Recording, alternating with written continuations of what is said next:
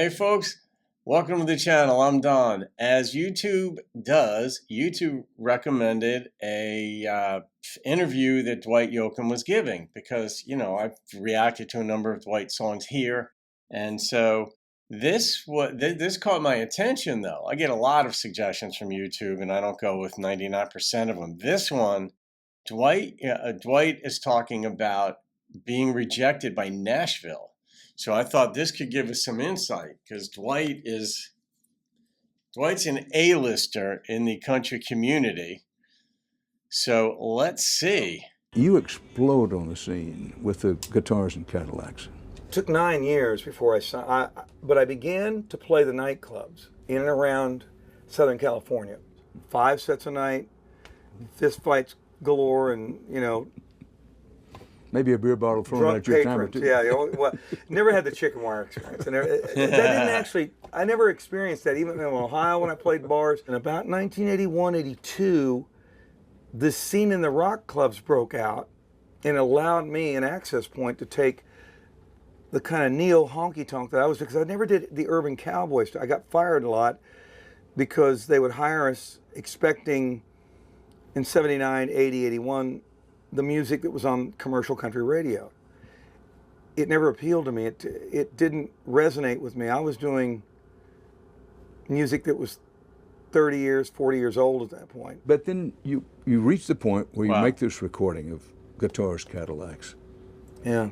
Did it stun you how quickly it went to the top and how big it became? We believed, when I say we, the band and myself, my producer principally, Pete Anderson, we believed that if we had the right set of opportunities with a label that believed that we could succeed and that it would resonate.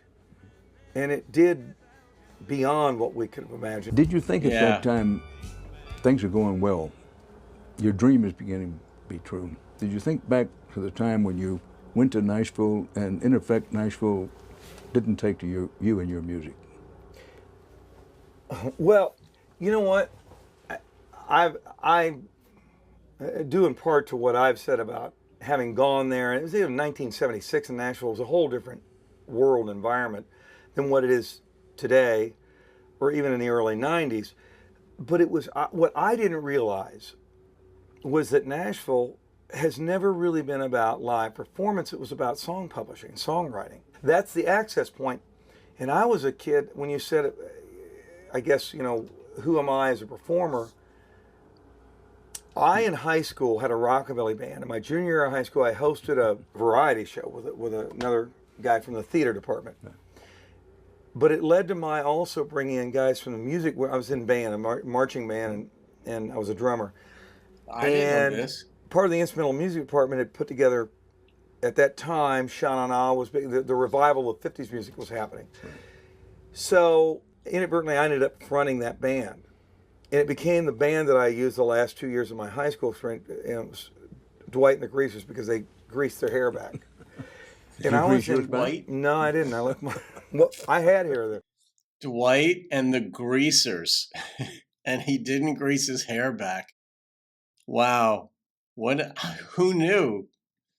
And I left it dry and down. I was the exception. They were the Greasers. I was just me. All But right. I had that moment at 16 years old, and that's what I keep trying to inform what I'm doing on record with. The emotion of that, the kind of reckless abandon, the kind of just the purity of emotion, the kind of the excitement that is. It's like, I don't know if you ever did theater, but it's like walking on stage from the wings when you're listening to that crowd breathe. Right. The moving in the seats is the scariest thing you'll ever hear in your life. When the curtain's still drawn, you're trying to remember the lines. You're thinking, man, I hope I don't want to forget. So that was there at 16. That happened, and we were a huge hit in this high school variety show, and it led to my having that band for the next year and a half, playing, dances. And trying to make it in Nashville with that as a performer. Well, going with that concept, yes, as a live performance being the catalyst. Right. I didn't realize then that that just wasn't the nature of Songwriting. Nashville. I did audition at the Grand Ole Opry, the amusement park, the Opryland, and I was picked as an alternate. I say proudly that years later, it's like they might hire me now if it was still there. I want to go back to what you said because I think it's key. Well, I'm going to pause because I'm going to do a part 2 on this thing. So I'm going to do from 4 minutes and 23 seconds of the interview onward. But that is something else right there that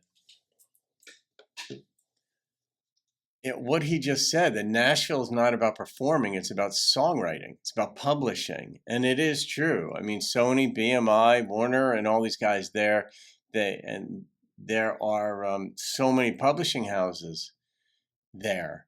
And I don't understand that end of the business. I understand cursory stuff about how the copyrights work and songwriters, and you pitch it to the artists and so forth, but like how the royalties, the royalties collections, ASCAP, BMI, they are there to collect royalties based on radio time and downloads and internet, all that stuff, collecting royalties.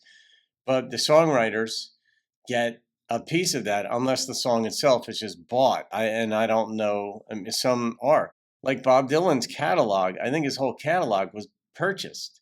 I think the Beatles, I think Michael Jackson actually 30 years ago or so, 20 years ago, purchased the Beatles. They decided they were going to sell it.